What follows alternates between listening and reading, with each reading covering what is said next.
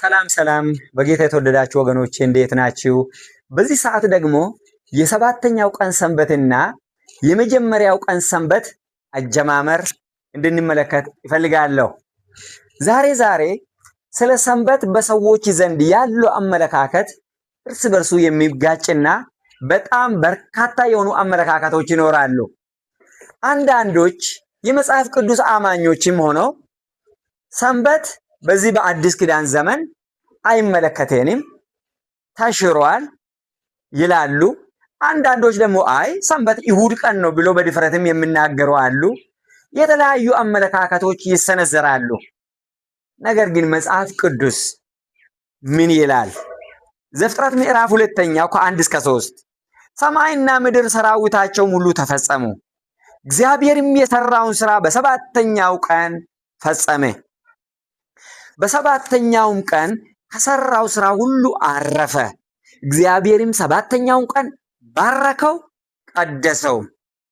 እግዚአብሔርም ሊያደርገው ከፈጠረው ስራ ሁሉ በእርሱ አርፏልና ይላል። በስድስቱ የሥራ ቀናት ዓለማትን ሁሉ ፈጠረና ሰባተኛውን ቀን ግን ለተለየ ዓላማ ለየው፣ ባረከው፣ ቀደሰው። እግዚአብሔር የባረከውንና እግዚአብሔር የቀደሰው እንዴት ነው እኛ የምናየው? በቀጣዮቹ ትውልዶችስ ይህ በፍጥረት ጊዜ የተባረከውና የተቀደሰው ቀን ተረገመ ወይስ እንዲረክስ ተደረገ ወይ? ምክንያቱም ሰባተኛው ቀን ሰንበት እግዚአብሔር የባረከውና የቀደሰው የፈጣሪነቱ መታሰቢያ ወይም የዓለም ፍጥረት ቀን ወይም የዓለም መፈጠር የልደት ቀን ተደርጎ እንዲከበር ነበር በየሳምንቱ።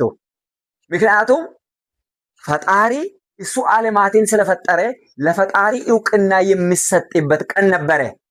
ከዚህ የተነሳ እስራኤላውያንን ከግብፅ ምድር ሲያወጣቸው በዘጸአት ምዕራፍ 31 ላይ እንደምንመለከተው በእኔና በእናንተ መካከል የዘላለም ምልክት እንዲሆን ሰንበትን ጠብቁ አለ። ትንቢተ ሕዝቅኤል ምዕራፍ 20 ቁጥር 12 ቁጥር 20 ላይም በተመሳሳይ በእኔና በእናንተ መካከል የዘላለም ምልክት ነው አለ እግዚአብሔር።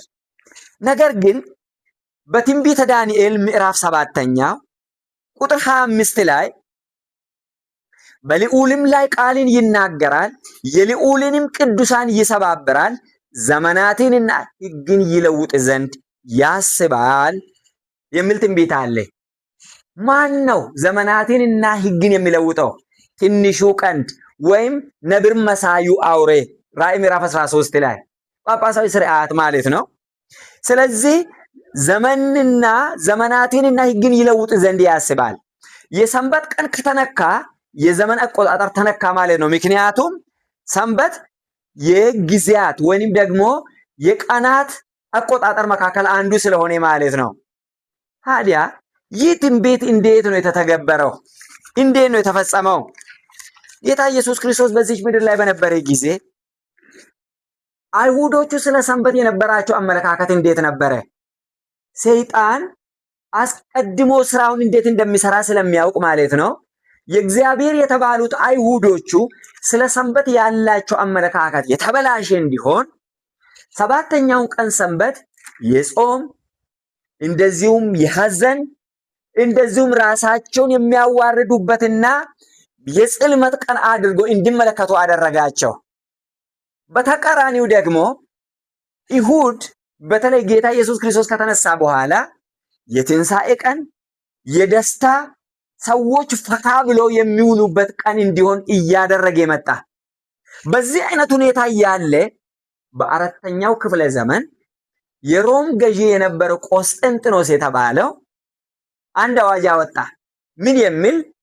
ይሁድ እንደ የትንሣኤ ቀን እንዲከበር የተለየ ክብር የሚገባው ቀን እንዲሆን አወጀ። ይወቁ፣ ያኔ ቆስጠንጢኖስ ራሱ ጣዖት አምላኪ የነበረው ክርስትናን ተቀበልኩ ብሎ ነበርና ይችን ለማድረግ ተሳካለት። ይህንን ያደረገው በጣዖት አምላኪ ህዝቦችና በእውነተኞቹ ታማኞች ህዝቦች መካከል መቀራረብንም ለማምጣት የሰራበት ጊዜ ነበረ። እሱ ገዢ ስለነበረ ጣዖት አምላኪያን የነበሩት በይሁድ ቀን ለፀሐይ ይሰግዱ ነበር። እንደ ስሙም በእንግሊዘኛ ሳንዴይ ማለት የፀሐይ ቀን ማለት ነው። በጀርመንኛ ሶንታግ ማለትም የፀሐይ ቀን ማለት ነው።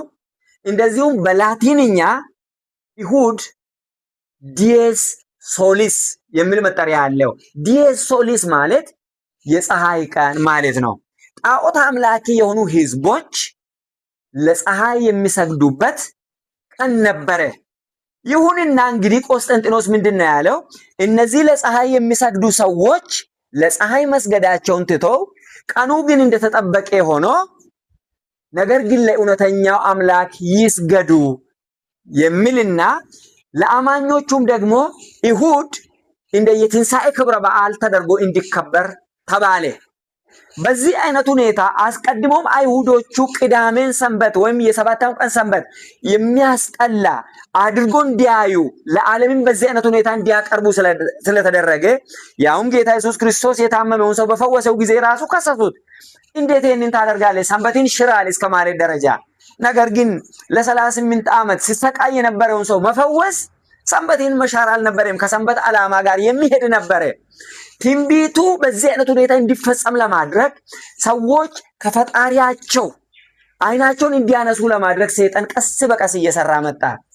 በዚህ አይነት ሁኔታ ብዙ ሰዎች የቅዳሜውን ቀን ሰንበት ወይም ሰባተኛውን ቀን መጽሐፍ ቅዱሳዊውን ሰንበት ከአይሁዶች ጋር የማያያዝ አልፎም ደግሞ ከአይሁዶቹ አመለካከት ጋር እንዲያጣብቁ ወይም ደግሞ እንዲያያይዙ እያደረገ ለሰንበት ያለው አመለካከት እንዲበላሽ አደረገና የእውነት ጠላት የሆነው ሰይጣን ስራው ተሳካለት። ዛሬ በዓለማችን ላይ ብዙ ሰዎች በእሁድ ቀን ነው የሚያመልኩት።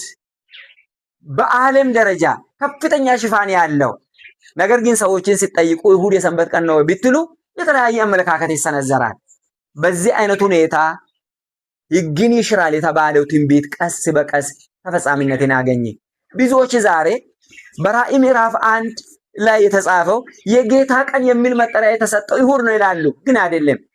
በመጽሐፍ ቅዱሳችን የጌታ ቀን ተብሎ የተጠራው ትንቢተ ኢሳይያስ ምዕራፍ 58ኛው ቁጥር 13 ላይ እንዲህ ይለናል፣ ፈቃድህን በተቀደሰው ቀኔ ከማድረግ እግርህን ከሰንበት ብትመልስ ይላል እግዚአብሔር።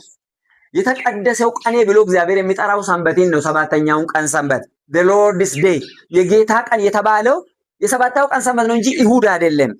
ፈቃድህን በተቀደሰው ቀኔ ከማድረግ እግርህን ከሰንበት ብትመልስ፣ ሰንበትንም ደስታ እግዚአብሔርም የቀደሰውን ክቡር ብትለው፣ የገዛ መንገድህንም ከማድረግ ፈቃድህንም ከማግኘት ከንቱ ነገርንም ከመናገር ተከልክለ ብታከብረው፣ በዚያን ጊዜ በእግዚአብሔር ደስ ይልሃል፣ በምድርም ከፍታዎች ላይ አወጣሃለሁ፣ የአባቴንም የያዕቆብንም ርስት አበላሃለሁ የእግዚአብሔር አፍ ተናግሯልና።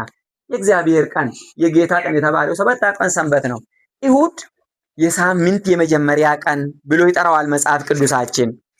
የማርቆስ ወንጌል ምዕራፍ 16ኛው ቁጥር 1 እና 2 ላይ እንዲህ ይላል፣ ሰንበትም ካለፈ በኋላ ይላል መግደላዊት ማርያም፣ ያዕቆብም እናት ማርያም፣ ሰሎሜም መጥተው ሊቀቡት ሽቱ ገዙ።